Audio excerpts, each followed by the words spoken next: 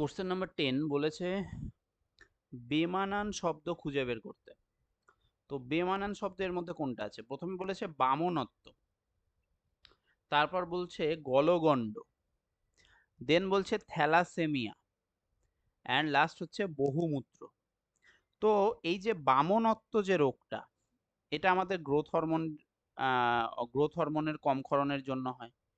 গলগণ্ড যে রোগটা, এই রোগটা আমাদের গলগণ্ডকে আর একটা কথায় কি বলা হয়? গয়টার বলা হয়। তো এটা জেনারেলি থাইরক্সিনের, তাই না?